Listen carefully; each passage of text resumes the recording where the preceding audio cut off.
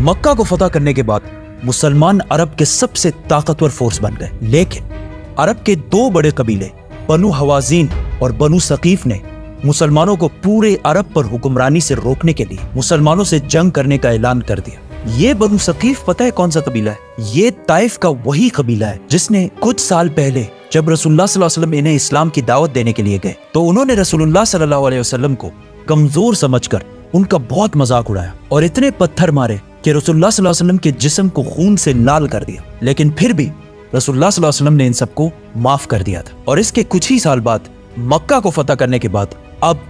حالات بالکل بدل چکے تھے اور رسول اللہ صلی اللہ علیہ وسلم پورے عرب سے 12,000 لوگوں کی فوج لے کر طائف کی طرف روانہ ہوئے۔ طائف کے لوگ اپنا شہر چھوڑ کر مسلمانوں سے لڑنے کے لیے حنین کی وادی میں جمع ہوئے۔ حنین مکہ اور طائف کے بیچ میں ایک علاقہ ہے جو دو بڑے پہاڑوں کے درمیان میں واقع ہے۔ طائف کے لیڈر نے اپنی ساری فوج حنین کے وادی میں جمع کر لی اور ان سب کو آرڈر دیا کہ ساری فوج اپنے بچوں اور عورتوں کو بھی ساتھ لے کر آئیں گے تاکہ اس کی فوج جنگ چھوڑ کر بھاگ نہ جائے اور فل دلیری اور ڈیڈیکیشن کے ساتھ لڑے۔ مکہ کو فتح کرنے کے صرف 14 دن بعد رسول اللہ صلی اللہ علیہ وسلم 12,000 لوگوں کی فوج لے کر حنین کی طرف روانہ ہوئے۔ یہ فوج بدر اور احد کی طرح صرف سٹرونگ اور مضبوط ایمان والے صحابہ کی نہیں تھی، بلکہ اس میں بہت سارے نئے صحابہ بھی تھے جو اس جنگ سے کچھ ہی عرصہ پہلے مسلمان ہوئے تھے، تو انہیں مسلمانوں کی سٹرگلز جو انہوں نے بدر، احد اور خندق میں کی تھی اتنا پتہ نہیں تھا۔ تو انہوں نے رسول اللہ صلی اللہ علیہ وسلم سے ایک عجیب ڈیمانڈ کی کہ ہمیں ایک ایسا درخت اور ایک ایسا پیڑ بنا کر دیں جو بہت بڑا ہو اور اس کے نیچے بہت شیڈ ہو، مطلب آپ تو نبی ہیں، اب تو کچھ بھی کر سکتے۔ تو رسول اللہ صلی اللہ علیہ وسلم نے انہیں کہا کہ اب تم مجھ سے وہی ڈیمانڈز کر رہے ہو جو بنی اسرائیل نے موسیٰ علیہ السلام سے کی تھی، یقیناً تم لوگ انتہائی جاہل ہو۔ پھر کچھ اور نئے مسلمان کہنے لگے کہ ہمارے نمبرز تو بہت زیادہ ہیں، 12,000 ہیں، ہم تو آرام سے جنگ جیت جائیں، جس پر رسول اللہ صلی اللہ علیہ وسلم کو بہت غصہ آیا کیونکہ یہ نئے مسلمان اللہ سے زیادہ اپنے نمبرز پر یقین کرنے لگے تھے۔ مسلمان حنین کے دو پہاڑوں کے درمیان صبح ہونے سے کچھ ہی دیر پہلے اندھیرے میں پہنچے۔ جیسے ہی مسلمان اسے کراس کرنے لگے تو پہاڑوں سے بہت سارے تیر اور پتھر برسنے لگے اور اتنے پریسائز طریقے سے کہ کچھ ہی دیر میں بہت سارے صحابہ شہید ہونے لگے اور ان سب سے بچنے کا کوئی طریقہ بھی نہیں تھا۔ تو مسلمان وہاں سے واپس مکہ کی طرف بھاگنے لگے۔ یہ دیکھ کر دشمن کی مین فوج نے مسلمانوں پر فل فلیج حملہ کر دی اور مسلمانوں کی آلموسٹ پوری فوج 12,000 لوگ جنگ چھوڑ کر بھاگنے لگے۔ ایسا لگ رہا تھا کہ مسلمان کلیئرلی یہ جنگ ہار چکے۔ طائف والے بہت خوشی اور جوش کے ساتھ بہت تیزی سے آگے بڑھنے لگے کیونکہ انہوں نے دیکھا کہ ساری فوج بھاگ رہی ہے، لیکن جیسے ہی ڈسٹ تھوڑی کلیئر ہوئی انہوں نے دیکھا کہ رسول اللہ صلی اللہ علیہ وسلم اپنے کچھ ساتھیوں کے ساتھ ایک قدم بھی پیچھے نہیں ہٹ رہے، تو وہ سارے سیدھا رسول اللہ صلی اللہ علیہ وسلم کی طرف بڑھے۔ رسول اللہ صلی اللہ علیہ وسلم بھی پیچھے ہٹنے کے بجائے اکیلے دشمن کی طرف بڑھنے لگے اور زور زور سے کہنے لگے، میں ہوں محمد، عبداللہ کا بیٹا اور اللہ کا رسول۔ اس پر رسول اللہ صلی اللہ علیہ وسلم کے چچا عباس رضی اللہ تعالیٰ عنہ نے رسول اللہ صلی اللہ علیہ وسلم کے اونٹ کو زبردستی روکنے کی کوشش کی، تو رسول اللہ صلی اللہ علیہ وسلم اپنے اونٹ سے نیچے اترے اور دوبارہ دشمن کی طرف بڑھنے لگے۔ یہ دیکھ کر حضرت عباس رضی اللہ تعالیٰ عنہ زور زور سے اپنی فوج کو بلانے لگے کہ کہاں جا رہے ہو اللہ کے رسول کو چھوڑ کر، جس پر آہستہ آہستہ پوری فوج کو احساس ہونے لگا کہ اگر آج انہوں نے یہ جنگ چھوڑ دی تو رسول اللہ صلی اللہ علیہ وسلم کی جان کو بھی خطرہ ہو سکتا، کیونکہ رسول اللہ صلی اللہ علیہ وسلم جنگ سے ایک قدم بھی پیچھے نہیں ہٹا رہے تھے۔ رسول اللہ صلی اللہ علیہ وسلم کا یہ جذبہ اور اللہ پر یقین دیکھ کر آہستہ آہستہ پوری فوج جنگ میں واپس آنے لگی اور مسلمانوں کی پوزیشن جنگ میں دوبارہ سٹرونگ ہونے لگی اور کچھ ہی دیر میں پورے 12,000 مسلمان واپس جنگ میں آئے اور دشمنوں پر ٹوٹ پڑے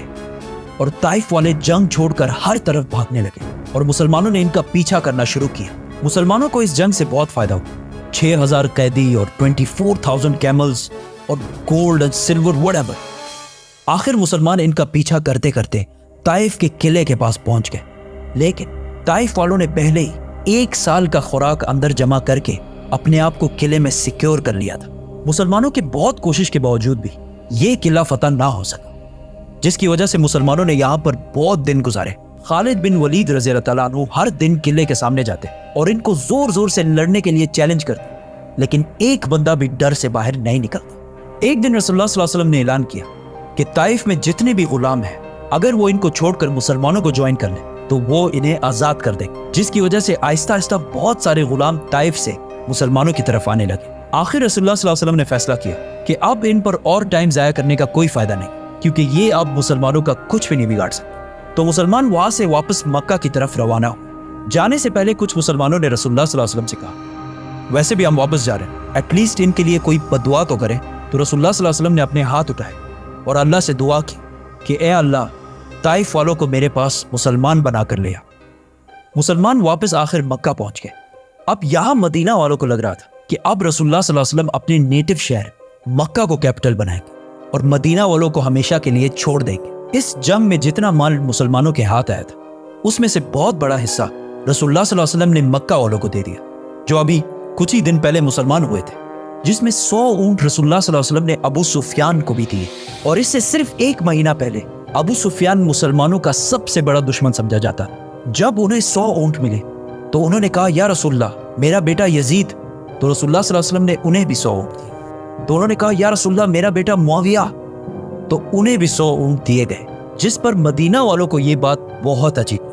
اور ان میں سے ایک نے یہ تک کہا کہ ہماری تلواروں سے ان مکہ والوں کا خون ابھی تک ٹپک رہا ہے اور یہاں سارا مال انہی کو دیا جا رہا ہے۔ اور ایک اور شخص نے کہا کہ ہو سکتا ہے یہ رسول اللہ صلی اللہ علیہ وسلم کے اپنے ہیں،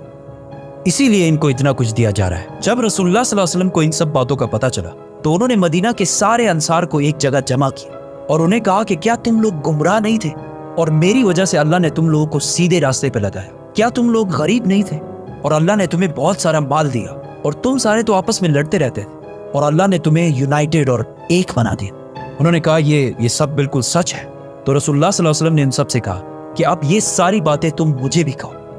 کہ جب آپ کے اپنے لوگوں نے آپ کو ریجیکٹ کیا تو ہم نے آپ کی مدد کی، جب آپ کو پورے عرب میں کوئی پناہ نہیں دے رہا تو ہم نے آپ کو پناہ دی، اور جب آپ غریب اور کمزور تھے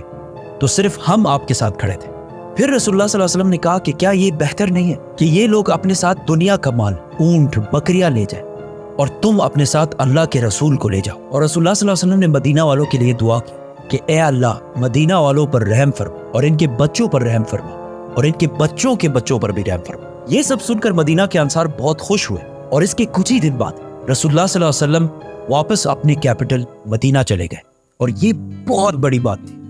کیونکہ اگر مدینہ کے انصار صرف اونٹوں اور بکریوں کی ڈیمانڈ کرتے اور رسول اللہ صلی اللہ علیہ وسلم مدینہ کو چھوڑ کر مکہ میں آباد ہو جاتے تو آج تک جتنے بھی لوگ حج کرنے جاتے ہیں وہ صرف مکہ ہی وزٹ کرتے، کیونکہ کعبہ اور روضہ رسول دونوں مکہ میں ہوتے تو مدینہ جانے کی کوئی ضرورت نہیں ہوتی۔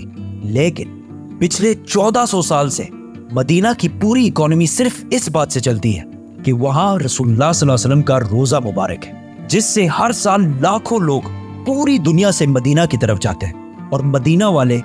بلینز آف ڈالرز کماتے ہیں۔ رسول اللہ صلی اللہ علیہ وسلم نے مدینہ والوں کی اولاد کے لیے جو دعا مانگی تھی وہ اللہ نے اسی طرح پوری کی کہ مدینہ والے پچھلے 50 جنریشنز تک بالکل امن اور ایک سٹیبل اکانومی میں رہتے ہیں۔ اور ایک سٹیبل اکانومی کتنی ضروری ہوتی ہے یہ پاکستانیوں سے بہتر کسی کو پتہ نہیں ہو، اور مدینہ کی یہ سٹیبلٹی قیامت تک چلتی رہے گی۔ حنین کی جنگ رسول اللہ صلی اللہ علیہ وسلم کی عربیوں سے آخری جنگ تھی۔ عرب کی آپس میں جو سول وار بدر کے میدان سے شروع ہوئی تھی وہ حنین کی جنگ میں آخر کار ختم ہوئی، اور اس کے بعد پورے عرب میں امن اور پیس کا ٹائم شروع ہوا۔ لیکن اس بار عرب کے لیڈرز مسلمان تھے۔ طائف کے لوگوں نے دیکھا کہ جب سائڈ میں سارے قبیلے مسلمان ہو رہے ہیں تو وہ بھی خود ہی وداؤٹ اینی فائٹ رسول اللہ صلی اللہ علیہ وسلم کے پاس آ کر مسلمان ہو گئے۔ رسول اللہ صلی اللہ علیہ وسلم نے خود ایک بار کہا کہ طائف کا دن ان کی زندگی کا سب سے مشکل ترین دن تھا، لیکن رسول اللہ صلی اللہ علیہ وسلم طائف گئے کیوں تھے؟ یہ مسلمانوں کی تاریخ کی سب سے بڑے دن کی کہانی ہے، ہجرت۔ سبسکرائب۔